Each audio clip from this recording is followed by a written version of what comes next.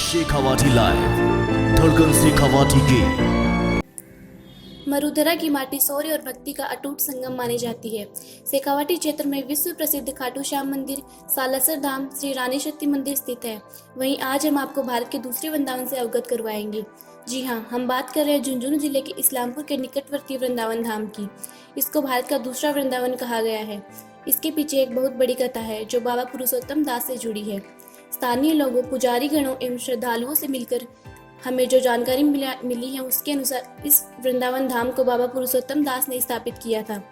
बाबा पुरुषोत्तम दास जन्म सिद्धमुख ग्राम में 16 मार्च 1525 को हुआ था। वहीं कम उम्र में ही इनका विवाह कर दिया गया था, लेकिन बाबा का मन सदा हरि भक्ति में ही लीन रहता था और यह मथुरा जाकर हरिदास जी महाराज के शिष्य बन गए। वहाँ पर इनकी भक्ति परायणता को देखकर हरिदास जी महाराज ने इन्हें आदेश दिया कि एक नया वृंदावन जाकर बसाओ।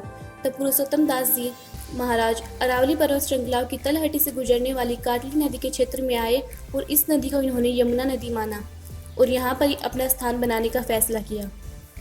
इन्होंने यहाँ पर एक वृक्ष देखा जिसकी 5 शाखाएं निकली हुई थी। इसके नीचे उन्होंने साधना शुरू की, जो कि आज साधना स्थल के रूप में विकसित हो चुका है। बाबा पुरुषोत्तम दास ने इस स्थान पर आकर अपना धूना जलाया।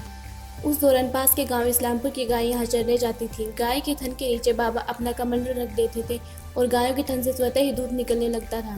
बाबा इसे अपने जीवन यापन में इस्तेमाल करते थे। उस दौरान यहाँ पर शेर जैसे खूंखार जानवर भी विचरण करते थे। दिन प्रतिदिन बाबा पुरुषोत्तम दास के चमत्कारों की कथा लोगों तक पहुँचने लगी। 15 से 20 किलोमीटर के क्षेत्र में निवास करने वाले धनाढ़ सेठ साहूकार बाबा के मुरीद होते गए। कालांतर में जो विदेश एवं देश के अन्य इलाकों में व्यापार के लिए चले गए। सैकड़ों सालों बाद भी उनकी पीढ़ियों के सदस्य बाबा के जन्मोत्सव पर फाल्गुन में यहाँ आते हैं। बाबा पुरुषोत्तम दास ने 4 नवंबर 1650 को जीवित समाधि लेकर देवलोक को गमन किया।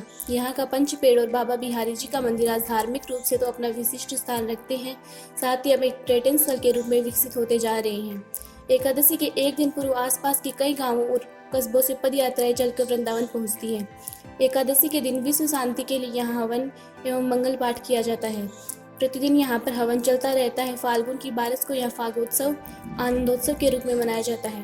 वर्तमान में यहाँ एक एकादशी को बाबा का 11वां जन्मोत्सव एवं 12 को 23वां फागोत्सव मनाया जा रहा है, जिसका आयोजन श्री बिहारी जी मित्र मंडल द्वारा किया जाता है। फाल्गुन की एकादशी पर 3 दिन तक चलने वाले इस उत्सव के लिए देश विदेश से श्रद्धालु भी यहाँ पहुँचते हैं।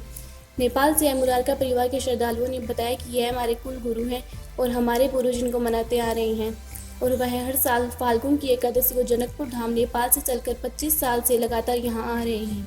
कुलगुरु हैं जी, हमारी आस्था इनके कुलगुरु के रूप में है। हमारे पूर्वज तो मतलब मोटा मोटी शुरू से ही आ रहे हैं और हमको आते हुए मोटा मोटी 25 वर्ष हो गया है कंटिन्यू।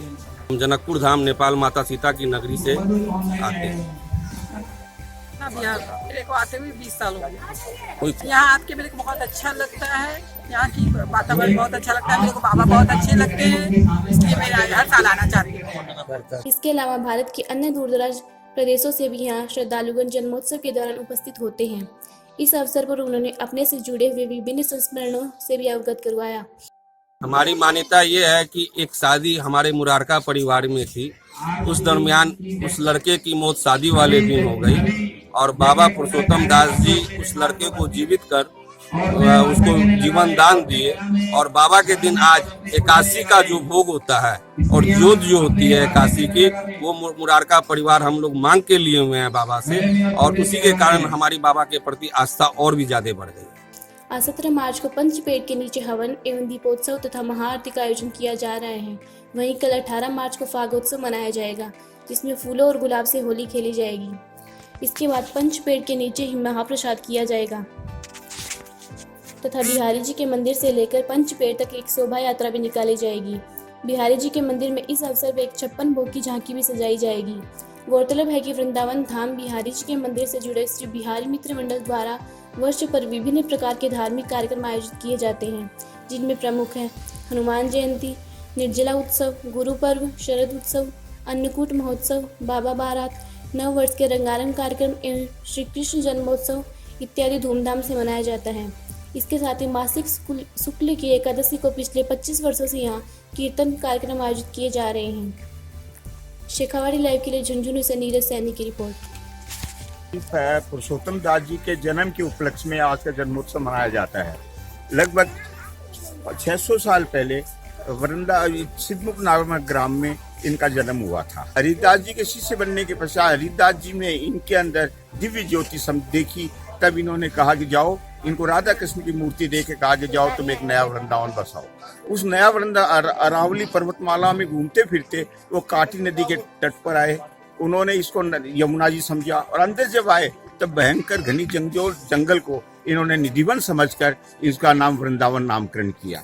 वृंदावन के अंदर आने के पश्चात इस बनी के अंदर इन्होंने एक वृक्ष देखा जिसके अंदर 5 शाखाएं निकली हुई थी। उसको इन्होंने पंच परमेश्वर मानकर इसके नीचे तपस्या की। वही पंचपेड़ आज साधना स्थल बना हुआ है। पूरा जीवन इन्होंने साधना इसी पर की और यहाँ पर की। यहाँ पर मान्यता ये है कि जो व्यक्ति जब सच्चे मन से इसकी परिक्रमा करता है उसकी मनोकामनाएं अवश्य पूरी होती है। इसी कारण आज यहाँ पे 50 साल पहले जब यहाँ पे सिर्फ 5-7 आदमी आते थे, अब यहाँ पर हजारों आदमी प्रतिदिन आ रहे हैं और एक आकर्षक पर्यटन स्थल का रूप देव स्थान के साथ साथ एक आकर्षक पर्यटन स्थल का भी रूप लेता जा रहा है। दिन चलता है। पहले दिन यहाँ पर एकादशी के पहले दिन यहाँ पर पद यात्राएं आती है। रात को निशान चढ़ाए जाते हैं। आज हवन कुंडी विश्व शांति के लिए हवन कुंड होता है। दोपहर में बाबा का मंगल पाठ होता है, ज्योति पाठ होता है। रात्रि में इनका जन्मोत्सव होता है। शाम के टाइम पर दीपोत्सव मनाया जाता है। कुछ समय से प्रतिदिन यहाँ पर हवन होता है, पूजा सामग्री वगैरह होती रहती है। तीसरे दिन सुबह बाबा के जन्म के उपलक्ष्य में आनंदोत्सव मनाया जाता है। उसका नाम फागोत्सव के नाम से जाना जाता है। बाबा यहाँ गुलाल वगैरह खेलकर आदमी उसके जन्मोत्सव की खुशियाँ मनाते हैं। उसके बाद 56 वगैरह भोग लगकर इसका कार्यक्रम का समापन। धन्यवाद।